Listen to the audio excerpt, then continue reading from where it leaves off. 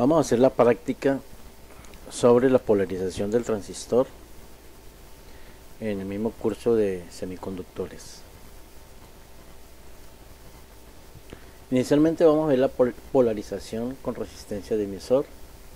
Vamos a utilizar el transistor BC547, la fuente de 12 voltios. Aquí está la fuente de 12 voltios que se ha hecho con un regulador 7812. Resistencia de emisor de 220 ohmios. Aquí colocamos la resistencia de emisor de 220 ohmios. Resistencia de colector de 1K, resistencia de colector de 1K. Y una resistencia de base de 470K, esta que la ven aquí. Aquí entonces vamos a medir, tal como está indicado ahí, el voltaje de colector emisor, que dio 637 voltios. Hay que medir la corriente de colector. Para eso simplemente se mide el voltaje que hay en esta resistencia de colector y se divide por la resistencia de colector. Ahí hallamos la corriente de colector. Y para mirar y tener la corriente de base, pues medimos el voltaje que hay en la resistencia de base, dividimos por la resistencia de base y ahí hallamos la corriente de base. Entonces estos resultados que lo hacemos en forma práctica, pues deben coincidir o ser muy parecidos con los resultados obtenidos en el simulador o los realizados teóricamente.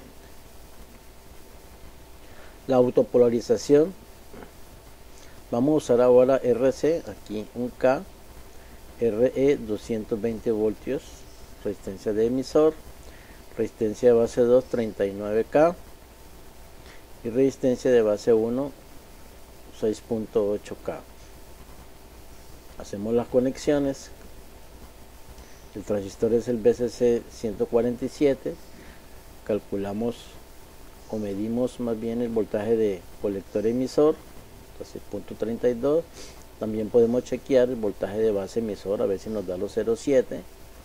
Medimos la corriente de colector en esta resistencia, que se hace directamente midiendo primero el voltaje y dividiendo por la resistencia, y luego medir la corriente de base. Con estos datos obtenemos el punto de polarización, que obviamente debe coincidir con los datos obtenidos en el simulador o los datos calculados teóricamente. Todo este circuito de acá es la fuente de voltaje de 12 voltios. Aquí tenemos el transformador, aquí tenemos el rectificador en puente, el filtro de entrada, el regulador 7812